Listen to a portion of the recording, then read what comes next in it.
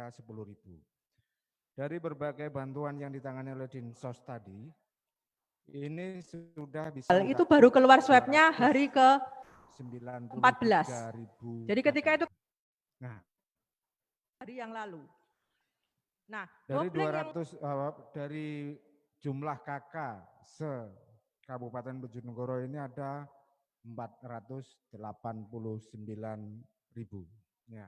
Sehingga dengan demikian, kalau secara kumulatif yang belum mendapatkan bantuan itu kisaran 210.000 se-Kabupaten Bojonegoro. Ini belum lagi kalau kita juga melihat tentang BLTDD. Ya. Jadi dari 210 secara menyeluruh KK se-Kabupaten Bojonegoro ini kisaran 210.000 yang lepas dari social safety net yang dilakukan oleh Dinas Sosial. Nah, namun demikian yang mungkin agak menjadi permasalahan adalah keterjangkauan dari bantuan ini. Kita selalu berusaha untuk tidak terjadi overlap, ya, tidak terjadi overlap maupun istilahnya beririsan antara bantuan satu dengan bantuan yang lain. Jadi ini gambaran. Kalau mungkin mohon maaf kalau BLTDD kami nggak bisa ngomong berapa jumlahnya gitu ya. Tetapi kalau dari Dinas Sosial itu sudah ada 293.116 KK yang sempat tertangani oleh Dinas Sosial. Jadi itu gambarannya ya. Sehingga kalau mungkin masih ada saja orang-orang yang memang betul terdampak, kemudian belum mendapatkan bantuan, kami masih terbuka untuk itu kan gitu. Artinya ya pendataan ini tentu saja harus legal begitu ya, harus legal, tidak bisa istilahnya tanpa by name, by address, by nick maupun by KK. Karena bagaimanapun juga kami harus mempertanggungjawabkan itulah terhadap mereka yang mungkin tidak punya identitas demikian. Kami berusaha untuk mengarahkan ke tempat seperti NGO yang memang bergerak ke sana, dan itu juga cukup banyak yang memberikan bantuan seperti itu. Misalnya dari MCL, dari Exxon, dan dari bank begitu juga ada. Ya, jadi itu sementara yang bisa kami sampaikan. Terima kasih. Terima kasih Pak Kepala Dinas Sosial. Bagi teman-teman yang saat ini juga mengikuti live streaming lewat channel kami, terkait dengan pertanyaan bisa disampaikan melalui chat streaming tersebut, dan nanti akan kami bacakan pertanyaannya untuk bisa ditanggapi oleh Bapak Ibu Kepala OPD. Kemudian sedikit menambahkan dari apa yang disampaikan oleh Pak Kepala Dinas Sosial, di mana dengan jumlah KK yang sekitar 400.000 KK, tinggal 210 KK yang belum mendapatkan bantuan sosial. Tentunya ini juga menjadi perhatian kita bersama, jangan sampai ada overlap, ada satu orang atau satu KK yang menerima bantuan lebih dari satu. Terkait dengan BLTDD, sebagaimana yang kami terima data bahwa untuk penyaluran tahap 1 ini Bojonegoro sudah mendapatkan peringkat terbaik Jawa Timur terkait dengan penyaluran BLTDD di tahap 1. Itu. Jadi perlu kita apresiasi, ini tentunya juga kerjasama kita semua dari Bapak Ibu yang ada di Kabupaten dan Kecamatan untuk bisa melaksanakan sukses penyaluran BLTDD tahap 1. Kemudian selanjutnya, ternyata tadi yang ditanyakan terkait dengan data, sebagaimana disampaikan oleh Ibu Kadinkes, kita harus bangga. Meskipun secara kurva kita naik, tetapi secara peralatan, secara pelaksanaan rapid test dan swab, kita sudah melaksanakan kegiatan yang cukup jauh. Tadi saya sampaikan ada sekitar 4.400 sekian rapid yang kita laksanakan. Kemudian ada 230 swab, di mana persentase yang positif dan yang rapid reaktif juga cukup kecil, hanya sekitar 4% dan 16%. Bapak Ibu kami hormati, tentunya dalam persebaran COVID ini tadi disampaikan ada beberapa klaster, di mana ada klaster pasar kota, ada klaster Temboro, ada klaster TKHI, dan juga dari klaster luar kota, yakni dari Goa. Selanjutnya mungkin dari teman-teman yang lain ada pertanyaan, mungkin nanti dari operator bisa di-on-kan semua, sehingga nanti bisa saling, oh gitu ya. Kalau di-on-kan semua suaranya mendengung. Monggo yang angkat tangan, dari mana? Oke, saya Mustafa dari Padang Bulan.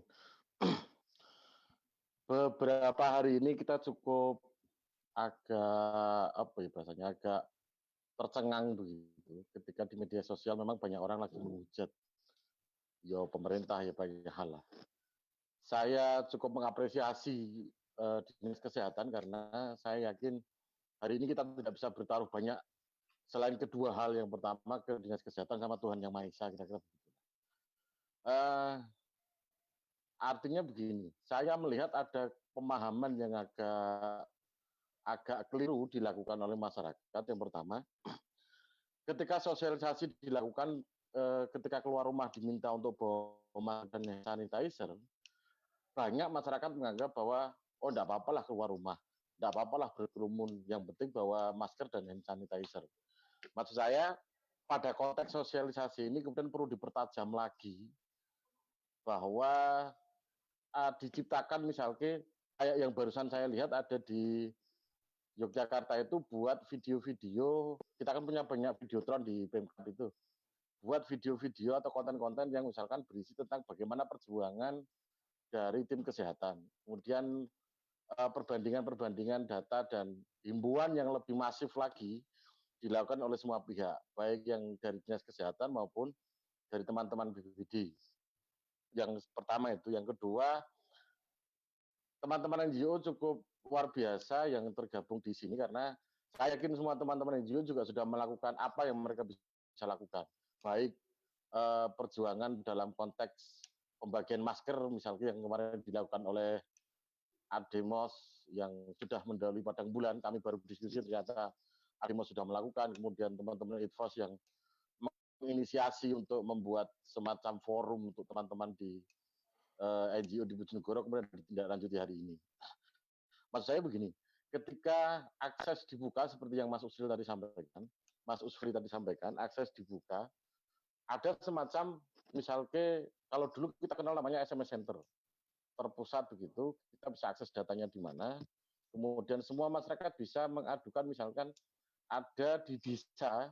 Saya yakin dari 300 sekian desa itu tidak semuanya akan patuh dan taat untuk melakukan pencegahan dan sosialisasi di tingkat desa masing-masing. Maksud saya, ketika ada semacam SMS Center atau WA Center begitu, maka akan banyak orang yang misalnya bisa melaporkan ada tetangga saya yang dari Sidoarjo, dari mana, kemudian dia tidak mau melaporkan diri ke desa dan dia tidak melakukan isolasi mandiri dan sebagainya. Hal-hal kecil begini, ini bisa sangat berpengaruh luar biasa menurut saya terhadap pencegahan. Nah, saya lebih fokus ke situ saja, Pak Masirin. Terima kasih. Oke, terima kasih Mas Mustafa. Jadi tentunya agar ada himbauan lebih masif dan terkait dengan ketaatan masyarakat ini memang menjadi perhatian kita bersama. Oke.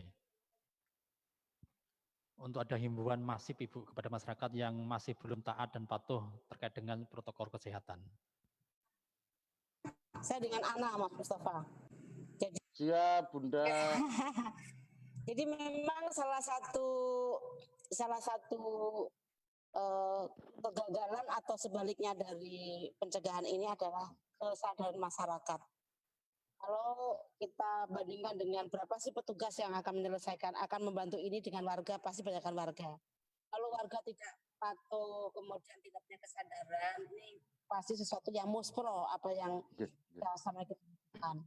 Maka kami membuat dorongan selain social distance, physical distance, kami juga ada social control. Nah ini ada SK, jadi selain SD, PD, SK.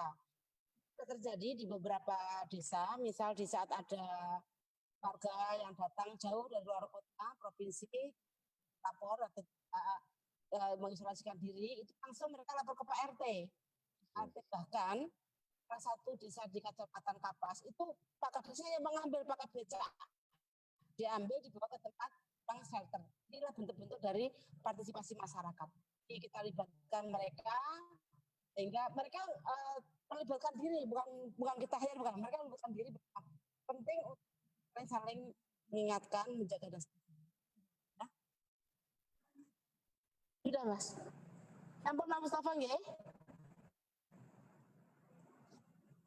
Bu. Tapi kalau memang dilakukan secara terstruktur dan masif, konten-konten video, kreatif konten itu yang misalkan bicara tentang corona, bagaimana perjuangan tim medis. Kayak kemarin misalkan ngapunten Ibu, saya membandingkan antara ada anak kecil yang bawa tulisan ibu saya perawat, saya sudah sebulan tidak digendong sama ibu saya. Kemudian tak bandingkan dengan kondisi KDS misalnya ngapunten. Kondisi KDS yang waktu itu berjubel rame memang diambil fotonya dari luar. Saya tidak menyalahkan semua siapapun, tapi bagaimana kemudian membangun kesadaran masyarakat lebih dalam lagi. Jadi tidak hanya melakukan pencegahan dalam konteks penyemprotan dan yang lain, tapi bagaimana kemudian menyentuh masyarakat pada konteks waspadaan dini itu menurut saya. Agar supaya tidak terjadi kesalahpahaman ketika mereka sudah bawa masker dan hand sanitizer, maka kemudian mereka menganggap bahwa itu sudah aman. Begitu Ibu, matur sembah nuwun. Mas Mustafa, makasih masukannya. Terima kasih. Sebelum nanti ada paparan dari Bapak Kepala Dinas Kominfo terkait dengan aplikasi bantuan sosial, izin Ibu, izin menyampaikan ini kita juga live secara YouTube. Ini ada 2 pertanyaan yang mungkin perlu kita bacakan dari netizen. Yang pertama, langkah apa sih yang dilakukan oleh Pemda setelah melihat banyaknya masyarakat yang masih keluar untuk urusan yang tidak begitu penting? Contohnya nongkrong dan lain-lain. Nah, ini memang butuh kesadaran dari tetangga dan kita semua. Kemudian yang kedua, tindakan apa yang akan diberikan Pemkab terkait dengan toko grosir modern setelah ada pembludakan pengunjung pada momen-momen kemarin. Mungkin nanti dari Bapak Kasatpol 2 hal ini bisa menjelaskan terkait dengan yang masih nongkrong dan pelaksanaan di toko modern. Monggo. Baik, terima kasih yang kami hormati Bupati juga rekan-rekan dari NGO. Jadi memang kesadaran masyarakat ini saya lihat akhir-akhir ini sudah mulai menurun lagi. Jadi secara mungkin sekitar 2 mingguan, nah ini sudah mulai menjelang Idul Fitri apalagi. Ini rata-rata kegiatan masyarakat di luar ini memang terpantau sangat padat. Ya saya berasumsi mungkin karena terdesak kebutuhan Idul Fitri ya, yang biasanya budayanya memang harus mungkin pakai baju baru, pakaian baru, juga harus menyiapkan jajanan mungkin untuk tamu yang akan datang. Nah ini tolong dijauhkan pikiran itu jauh-jauh dari kita, ya, karena Lebaran kali ini pasti akan sangat berbeda dengan Lebaran-Lebaran yang tahun kemarin, ya. Bahkan kita dalam berkegiatan saja sekarang diatur, apalagi nanti belum tentu jenengan datang ke tetangga ini juga disambut baik oleh tetangga, bisa jadi malah ditutup lawangnya. Nah, bisa jadi seperti itu. Jadi jauhkan pikiran kita bahwa kita itu normal seperti yang kemarin. Dan nanti ke depan juga pasti tidak akan bisa normal seperti kemarin. Karena virus ini akan tetap hidup ya. Nanti dan selamanya. Kita nanti punya apa istilahnya? Punya kebiasaan baru, habit baru bagaimana nanti kita lebih bersih, ya, lebih mungkin menjaga jarak dengan yang lain, nah, seperti itu. Jadi tindakan yang dilakukan Pemkab ini kita ada di beberapa segmen, ya, ada di gugus kabupaten, juga ada yang di gugus kecamatan, juga ada yang di gugus desa. Dan ini memang secara dilakukan Satpol PP, ini memang kita fokus saat ini ke pasar-pasar modern juga yang ada di pasar tradisional. Karena kita tahu kebutuhan masyarakat menjelang Idul Fitri seperti itu, ya. Nanti berdesak-desakan masuk ke pasar modern yang seperti kemarin terjadi itu, dan akhirnya yang dilakukan ini kita fokus ke sana sekarang, ya, fokus ke sana. Yang kita lakukan ini, kalau Satpol PP ini melakukan banyak kegiatan mulai dari pagi, itu pagi kita melakukan di pasar tradisional, karena jam 4 itu sudah mulai aktif dia, jam 4 sampai dengan jam 7, setelah jam 7 selesai langsung kita semprot, ya.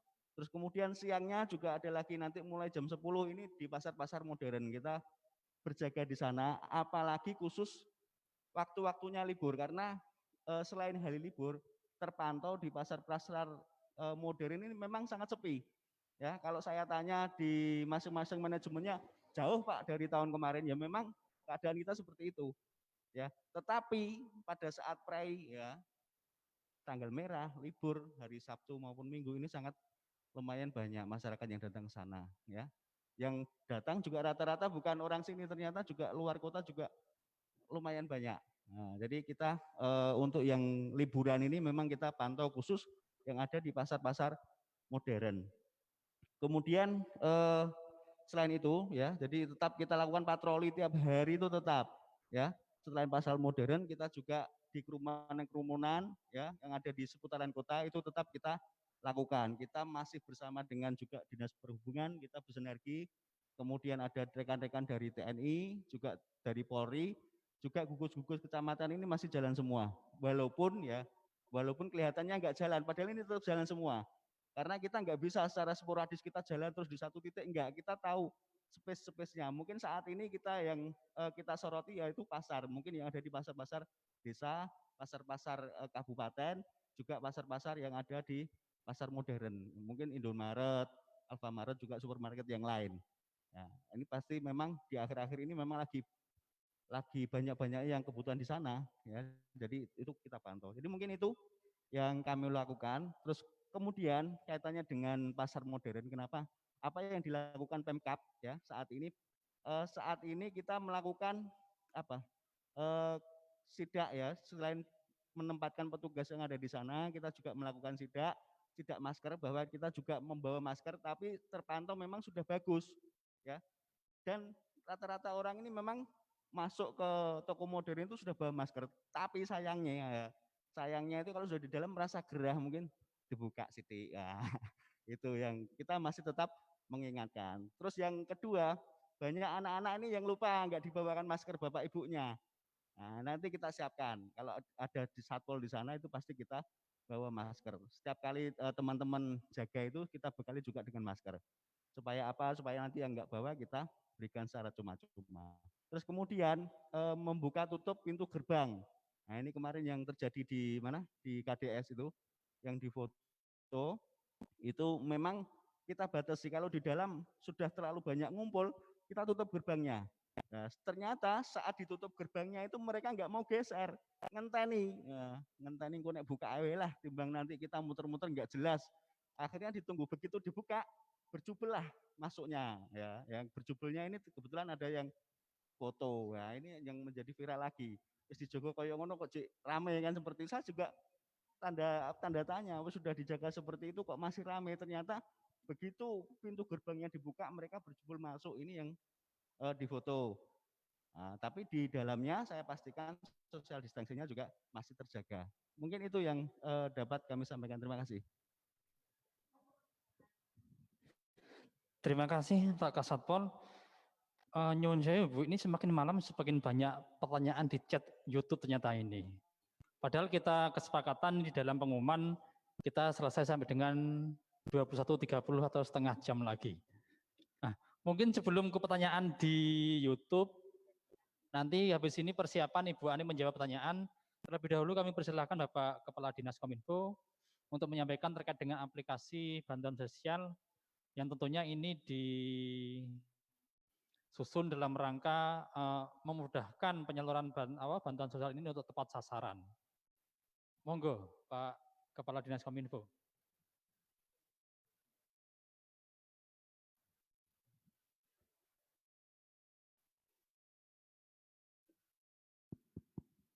Assalamualaikum warahmatullahi wabarakatuh.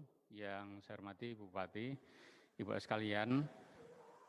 Pada kesempatan ini teman-teman NGO yang monitor dalam kegiatan ini, kami dari Dinas Kominfo Pemerintah Kabupaten Bojonegoro telah menyiapkan satu aplikasi sesuai dengan arahan Ibu Bupati, yaitu Sistem Informasi Bantuan.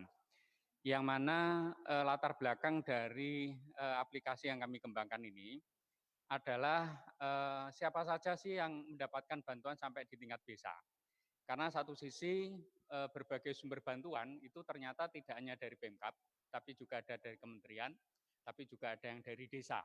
Nah, sisi yang lain ternyata juga masih ada masyarakat yang bertanya, saya kok tidak dapat bantuan itu.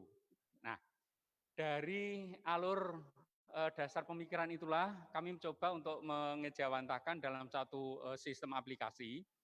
Yang pertama, aplikasi ini bisa dilihat oleh publish, yang mana yang bisa dilihat oleh publish adalah untuk melihat siapa saja yang mendapatkan bantuan. Nah, untuk mengecek ini, karena masing-masing bantuan itu kategori untuk inputting datanya ini berbeda-beda, maka di sini kami memilihkan berbagai cara men-tracking, yaitu yang pertama dengan data kolektif. Data kolektif ini manakala diklik, maka akan ketemu sesuai dengan sumber datanya.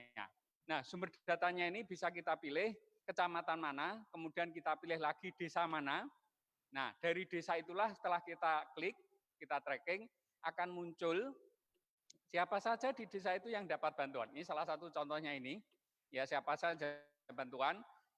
Bantuan tentang apa? Maka kolom yang muncul di sini adalah nomor, nama penerima, nama bantuan, alamat. Jadi by name, by address, sebagaimana tadi disampaikan oleh Kepala Dinas Sosial. Nah, ini yang bisa dilihat oleh publish. Lalu bagaimana? Manakala ada usulan bantuan yang baru atau menggunakan inputting baru, yang bisa melakukan hanya admin. Adminnya adalah secara berjenjang, mulai dari admin desa, kemudian admin kecamatan, kemudian admin OPD di masing-masing yang mulai bantuan itu. Karena bantuan-bantuan ini akan dikelola oleh masing-masing OPD yang berbeda. Contoh kaitan dengan desa, maka ada di Dinas PMD, kaitan dengan bantuan sosialnya ada di Dinas Sosial. Nah, di sini ada beberapa menu, rekan semuanya. Yang pertama adalah menu pengajuan bantuan. Sekaligus di bawahnya adalah ada dashboard-nya, pengajuan bantuan baru itu siapa saja. Kemudian yang kedua adalah pengajuan bantuan yang ditolak. Jadi pengajuan bantuan itu kemudian diproses oleh admin mulai dari admin desa, admin kecamatan, sampai verifikasinya, verbalnya dari admin OPD, maka di situ secara langsung bisa dinyatakan apakah permohonan itu ditolak atau dikabulkan. Sebenarnya tadi Kepala Dinas Sosial menyampaikan bahwa nama-nama yang sudah tercantum di bantuan itu manakala masih ada yang perlu diusulkan dari tingkatan-tingkatannya ada, kemudian dilakukan verifikasi dan validasi. Nah, dari verifikasi validasi